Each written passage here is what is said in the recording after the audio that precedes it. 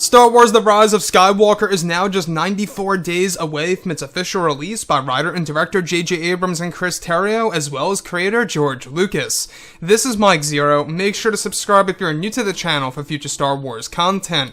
Now, with Episode 9, we do know that this film is going to be a revelation film with many different twists and turns that will lead to saga-wide implications in this story, not just by JJ, but also by George Lucas, in order to tell a very intriguing story in comparison to both The Last Jedi and The Force Awakens that's really going to be used as the culmination of the Skywalker saga.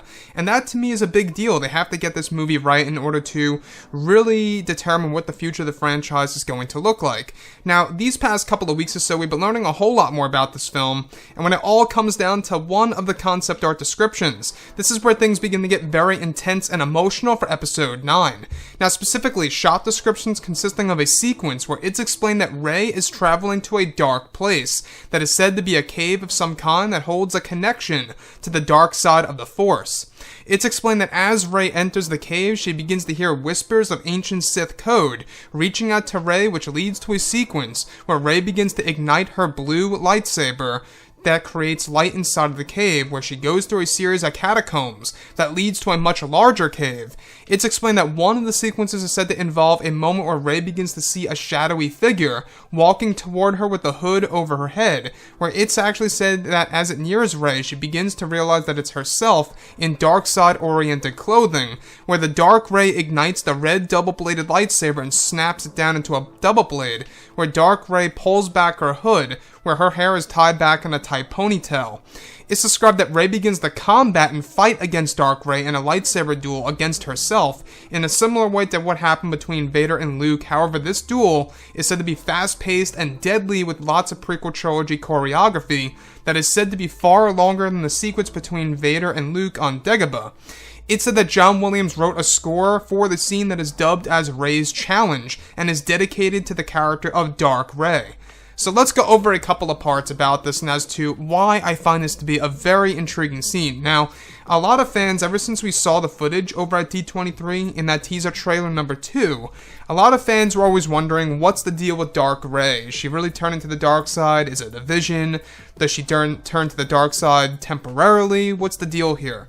Now, from the leaks that we have been going over, it seems more and more likely that this is nothing more than just a vision. In fact, this Dark Rey image is actually said to appear around 3 times from start to finish of the movie. Basically, it's going to be JJ's version of exploring Rey's potential and her potential future, showing, the audience what she could become, and this is said to be initiated by Palpatine himself from afar in the unknown regions. Now, inside of this cave, we're still not quite sure where it is. A lot of fans are hoping that maybe, and just maybe, it could be on the world of Dagobah, which would be way too much in my opinion. I think that it being based on Dagobah would be way too similar to that of The Empire Strikes Back, and I feel like that wouldn't really fly with fans. So I think where it's going on here is that this takes place on a brand new world. We're still not quite sure exactly where Rey is, where she sees this particular vision. Yes, we do know that Ahch-To is going to be back in Episode 9, so it's possible that she's back in the Mirror Cave, as we saw in The Last Jedi, except a different part of the Mirror Cave, if you will, or maybe on a different island, for all we know. That's another big one, right? So, when we look at Episode 9, she eventually combats herself. She fights herself, Dark Rey against Rey, using the double-bladed red lightsaber against Rey's blue lightsaber. And what's a little bit different about this, even though it is similar to the thing that happened on Dagobah between Luke and Vader, mind you, it is similar, but at the same exact time, it is kind of a unique experience, because this is almost like Rey is fighting a clone of herself. That's the feel of it, visually speaking, even though it's not really a clone. That's the feel of it, after all, that Rey is fighting a clone of herself. That's what it actually feels like, even though it's just a vision of her potential future.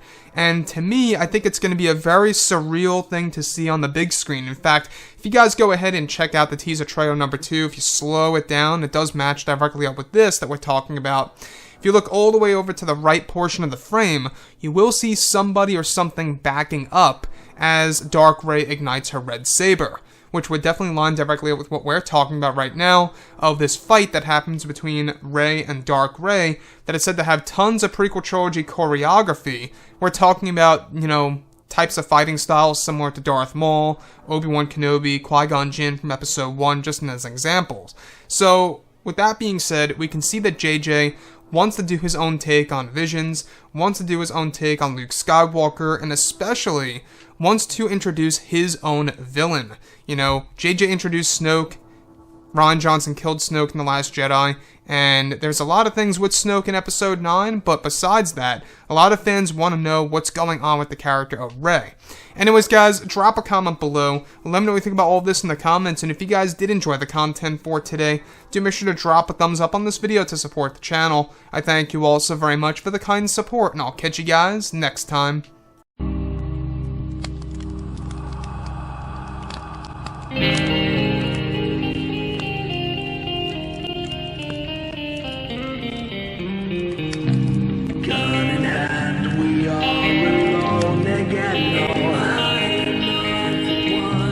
Night to moon, we hear them moans again.